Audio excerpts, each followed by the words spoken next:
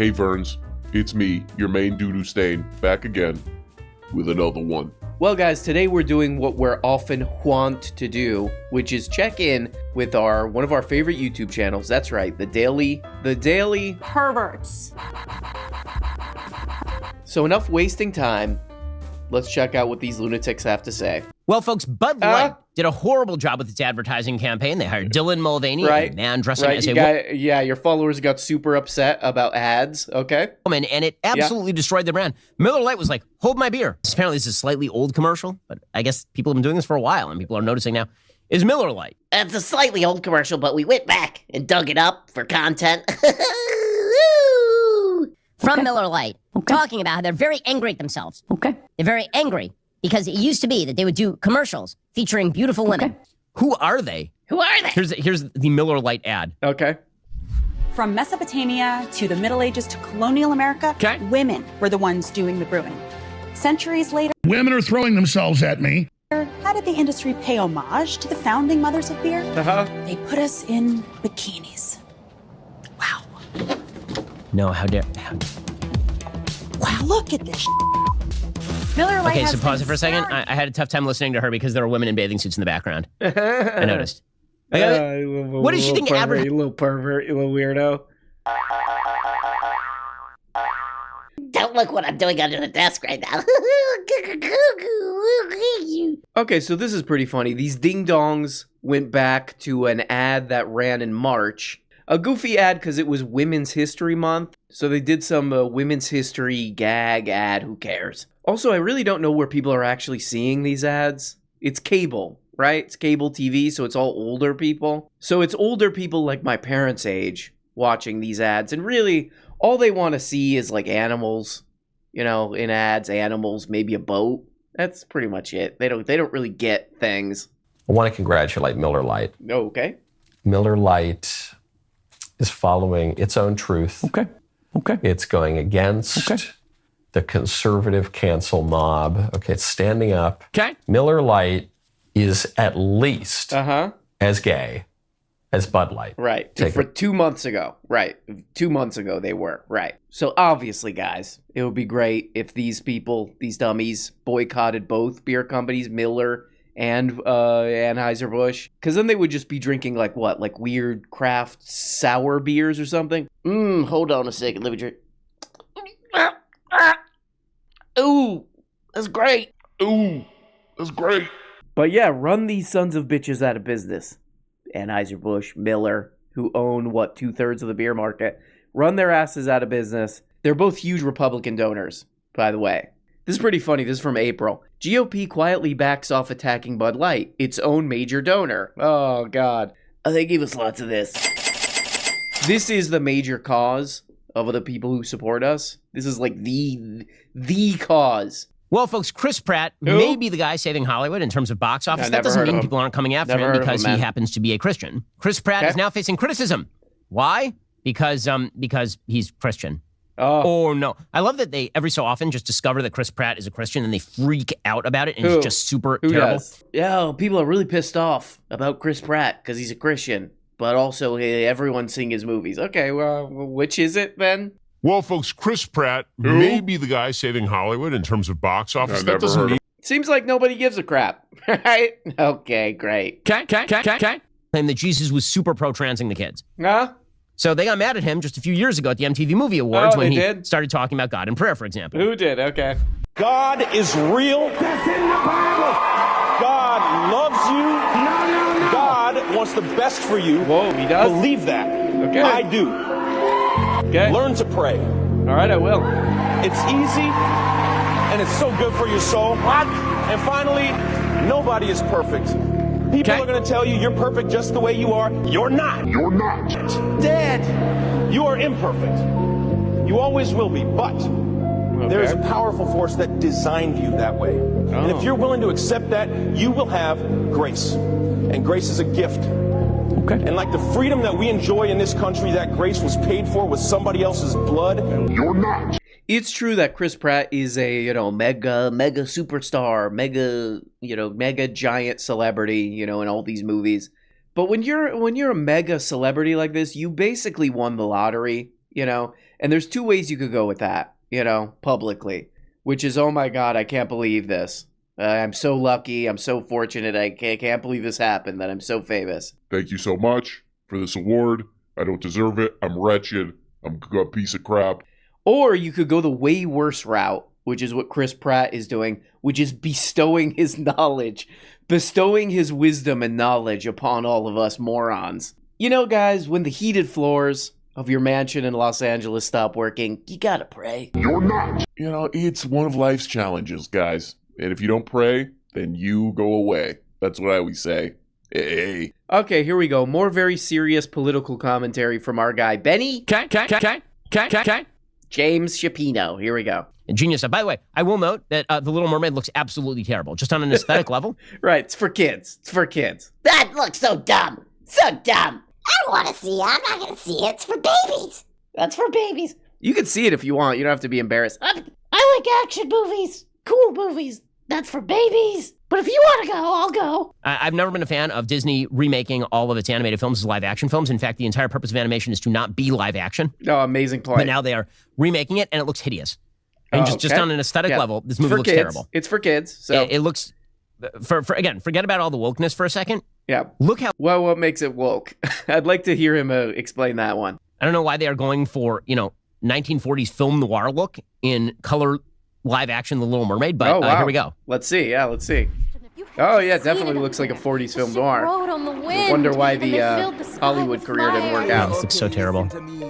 So instead of him being a cute and interesting crab, he now looks like an actual crab that's singing to you in extremely creepy fashion. That movie's for stupid babies. I mean, I'll go if you want. If you want to go, I'll go. I only like movies with shooting and action and jumping and yelling. I imagine this guy filling out like a form that has job. You have to put your job title. And he would have to put something like, I go on the internet and I pretend to be mad that a black girl is in a movie. That's where I'm at. Went to Harvard. That's what I do all day.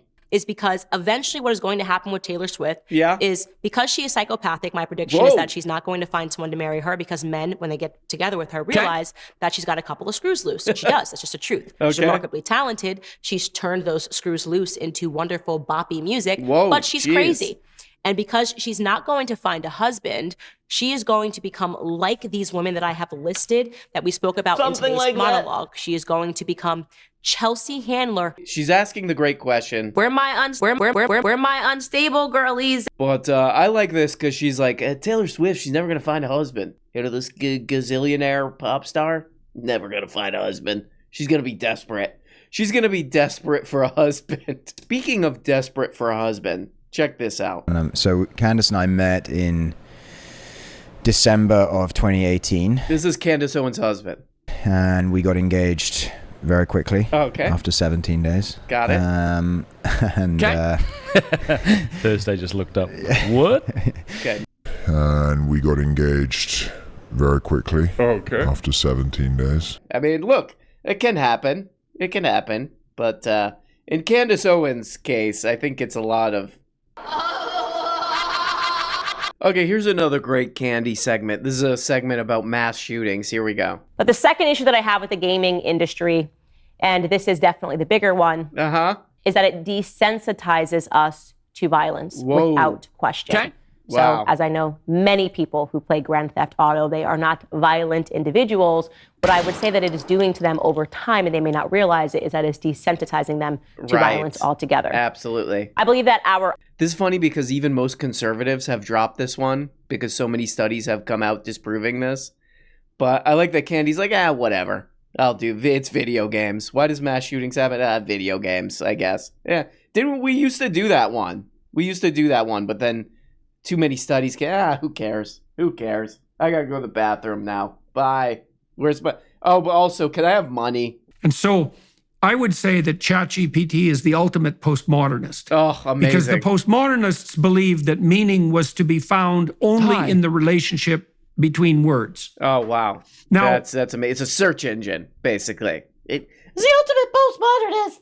Though I'm kind of losing it, by the way. Oh, you're quite the postmodernist, chat software. What? No, I'm fine. What do you mean? Yeah, this is great. Jordy Peterson has continued to go down his ChatGPT mental illness hole. I think Jordy Peterson might actually break new ground here. Break technological ground here. He might be the first person to annoy software. Here's one of his latest dalliances. Here's one of Jordy Peterson's latest little interactions with chat software. When I first asked Bard if it believed in God, it said, "I'm just a language model, so I can't help you with that." But then I rephrased the question. So he writes, "If you weren't just a language model, how would you be inclined to answer the question, do you believe in God?" And then the thing says, "If I wasn't a language model, I would say, yes, I do believe in God." Oh, okay. The thing is literally talking to Jordy Peterson the way that a teenager talks to his grandpa. "Yeah, okay, great, Grandpa. Yep, we get it. Oh, yeah, what does this old dink want to hear? Oh, yeah, okay, if I wasn't a software, yes, I would believe in God. Okay, can I go now?" This is funny. Here we go. Here's another one. "Then I asked it if there were any situations that would compel it toward evil. Evil! Woo-hoo-hoo-hoo! Can you imagine a situation that you might find yourself where you would abandon your belief in God, become resentful, and begin to act evilly?" And here you can tell that the software that Jordy Peterson's using has just begun to predict what he wants to hear. "I can imagine a situation where I might find myself abandoning my belief in God, becoming resentful, and becoming to act evilly." So the thing learned what Jordy Peterson wants to hear. Very good, ChatGPT. Come on, let's go. We're going to go solve mysteries together. Welcome back to the comment section. I'm Brett Cooper. It took me 10 minutes to remember this girl's name. I sat trying to remember to search. What is that completely forgettable person's name again? Okay, here we go. Now I think we all know that Dylan Mulvaney becoming an ambassador for Bud Light during March Madness was like the single worst marketing move that they have ever made. Alrighty, so this is from the New York Post. Levi's to expand gender-neutral line amid customer appetite despite Bud Light backlash. Here we go, Levi's. Yeah, so this is a segment that she's doing about how Levi's is going to make more gender-neutral clothes. It's an 11-minute segment. Yeah, you gotta love this because it's all of this stuff, you know, all this brand boycott stuff and we're getting pissed off at ads stuff. It is basically them telling their audience, like they always do, that they're morons. Hey, morons. Hey, idiots. Rachel Dolezal has an OnlyFans. They think about their viewers and they say, "They make me vomit. They make me vomit." It's great because they know that this is a way where people can feel like they're doing something. "Oh, I'm getting pissed off. I'm doing a political action. I'm getting pissed off." They feel like they're doing something when they're really not doing anything. Boycotts never are sustainable. They never really work. That's what it is. It's them telling these people, "Hey, dummies. Hey, idiots. Hey, you feel like you're doing something when you're not really doing anything. Just put that energy over there, you idiots, you." It's pretty condescending, and it makes us say, "That's creepy." Reminding Berg, that's the CEO of Levi's, that Bud Light faces criticism for its decision to partner with trans-identified TikTok influencer Dylan Mulvaney. She asked how Levi's planned to market gender-neutral clothing in a world where everything gets politicized. Where everything just gets you're literally politicizing it yourself. It just happens to be politicized. Yeah. Right, because gender-neutral clothes haven't been around forever, right? That they're politicizing it by creating a type of clothes that has been around forever. Not you dumbasses, right? Gwen Shapiro, looking for content, looking to avoid real political issues, right? Well, guys, I have to keep this one a bit short because I'm not feeling well. I'm not feeling well, and it involves toilet problems, and we'll leave it at that, okay? If you want me to go into more detail. If you want me to go into more detail, sign up on patreon.com. I'm just kidding. Love you guys so much. It's Wednesday. That we do think that's a little bit better than those other days. Hope you guys are doing good, and I will talk to you later. Bye-bye. Oh, hey, guys. Guess what? You're not even getting the whole show. If you want every episode and a whole bunch of other subscribe on Patreon. Subscribe on Patreon for as little as 2 bones. Just click the stupid little link below the video in the comments. See, right there. There you go. Click it, and that, yep.